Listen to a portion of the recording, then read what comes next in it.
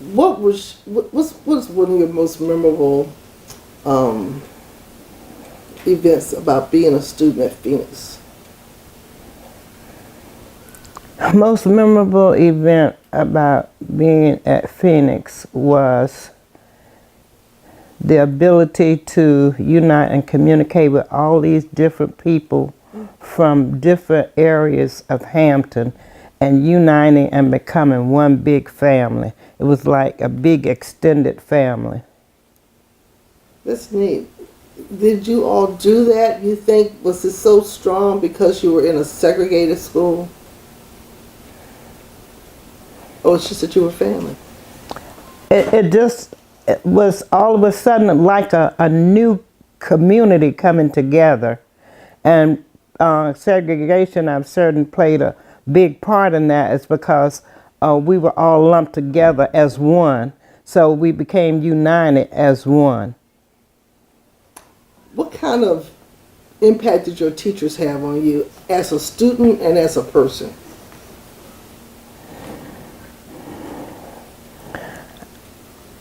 We had the best teachers in the world. Why was it they Our so good? teachers, excuse me, Why were they the best? Why were they the best?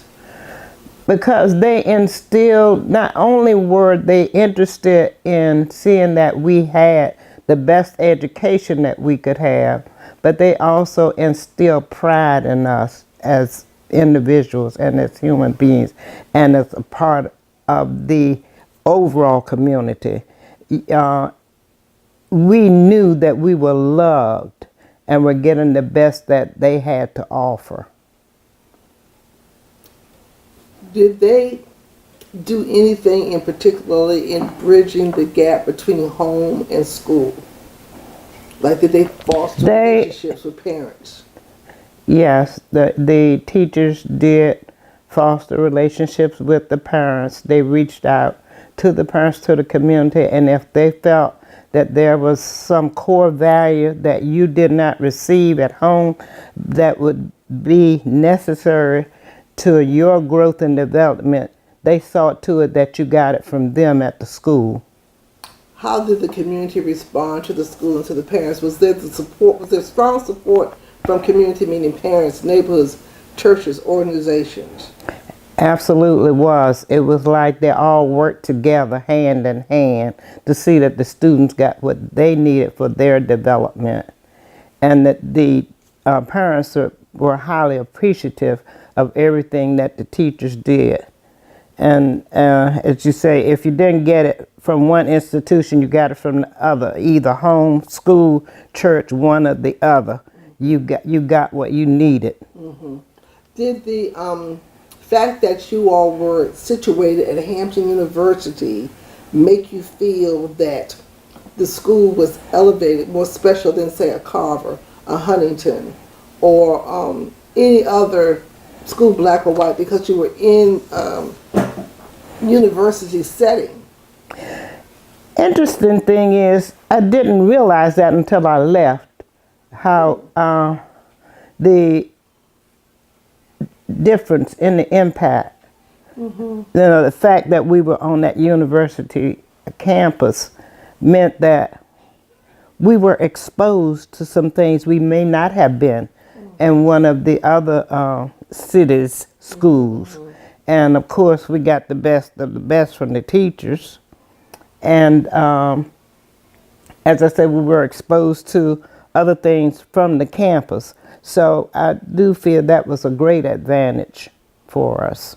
I understand that being there, you had student teachers who came in, but you also had people from different cultural backgrounds, the arts that came together. Absolutely. And you all were allowed to go. Yeah, absolutely.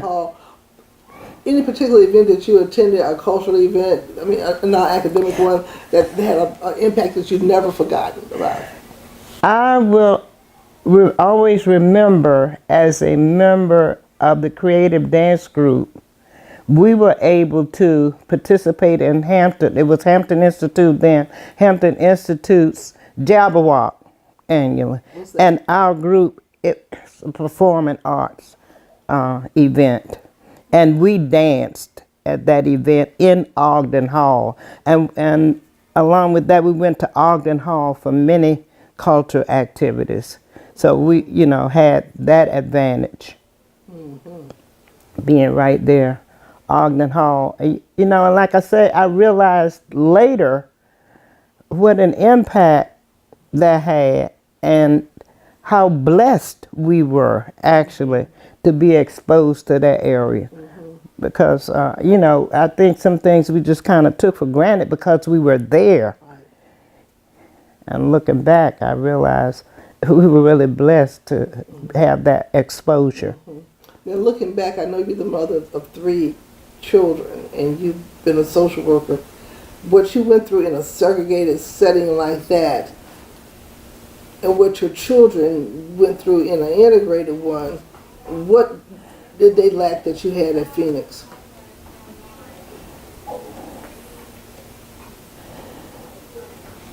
Or was it nothing that they lacked?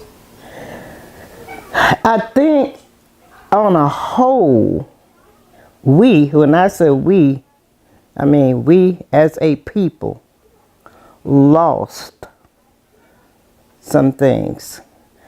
Our children lost some things. When I say our children, I'm talking about the broader community, not personally. But there, as I said earlier, when we were in school, in the segregated schools, the teachers were determined, they saw to it, that you would succeed. Anything you did not get at home, whether it be social, academic, whatever you needed to make you a better person, the teachers saw to it that you got it. With integration, we lost that. You did not get that personal care and attention that you received when we had segregation. The focus was not on you as an individual, but pushing the program. And we lost a lot of that. And I think socially, our children suffered.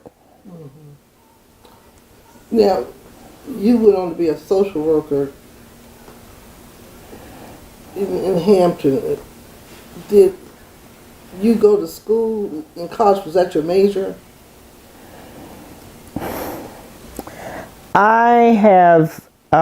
No, that was not my major.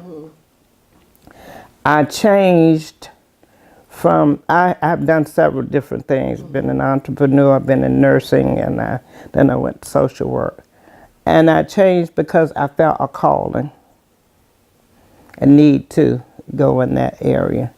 It was a thing I have for people. I love people. Was it So influenced by what you went through at Phoenix because of people cared about you? I'm not certain that it was affected by anything that happened at Phoenix. I think it was just something that was inborn, right? And like that. When you were at Phoenix, I understand people gave me information on their favorite teachers, but who was your favorite teacher or administrator? Or just person who worked there? It doesn't have to be a teacher. Who was the most favorite adult that you felt influenced you in some way in your life, and whose influence you still carry today?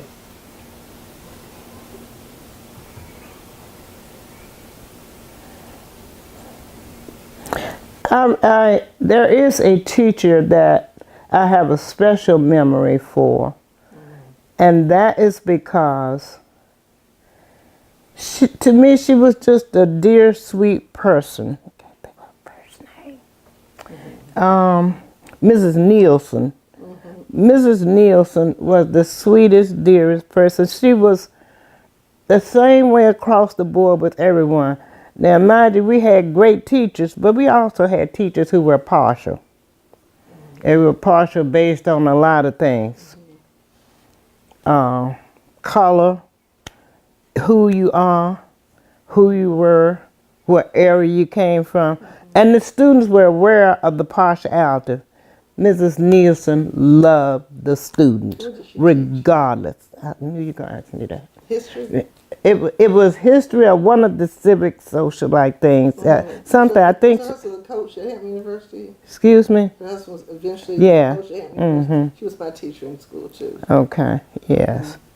Yeah, she was a great person. But it was just her sweet demeanor that you liked a lot. I mean, what was her interaction with you? Her impartiality. And She treated everybody the same. excuse me. She treated everybody the same. She treated Yes. everybody- Yes. Okay. And I don't want to say it on. Now you talked about you were in dance, dance troupe. I never knew about that. Tell me about the dance troupe and what other extracurricular activities were you involved in, and how did the participation in extracurricular activities impact you as a student, impact the school as a whole? Just having those non-academic activities to be involved in. I'm in the 5-year program, the first group, 5-year. But anyway, creative dance group, band, choir, cheerleader, and the drama club. I've been active in all of those, like I said, over the course of the 5-year period I was there. How those activities enrich your life? Well, I learned a lot more than I knew. You know, it's a pretty broad spectrum. And it kept me busy and active. I'm an energetic person. Right. So, and you know, our communities, you went to school, home, and church. There was really not that much out in the communities to be involved in. And the other thing is, communities were spread out, and everything everything basically was downtown Hampton. When I say downtown Hampton, I'm talking Queen and King Streets, and we were out in suburbia. So the other thing was a transportation situation and getting to and from, you know, other activities or events. So with these things at school, hey, you know, it was like captive audience. Everything was right there that you would need to do as far as extracurricular activity. You know, once you finish with that, you're done. You didn't have things like they have kids having outside now, like outside karate, outside dance. Now, actually, we did have community center, and that was downtown Hampton. And I can remember, because I played basketball too at the community center. I can remember staying after school. Now, I lived out in the Greenbrier community. What was that? You know where Shell Road, you all call it With now. You know where Garden City is? You're not familiar. Powhatan Parkway, Yes. beyond Powhatan Parkway toward Newport News. Okay. There's a street called Greenbrier Avenue. And Shell Road goes through there. I was from that community. And to get to and from downtown Hampton Community Center, I had to ride a bus, okay? Which meant I had to stay after school. I had an uncle who lived over the old Northampton, not Northampton that you know today, the old Northampton. I would walk from Phoebus over to Rip Rap Road to his house until time for basketball practice. I would go to community center, which was on King Street then. I would go to basketball practice or game, whichever we had. And when that was over, then I could stand on the corner by the community center and catch a bus to go back to Greenbrier home. Same thing they used to have a dance on Friday nights for the kids.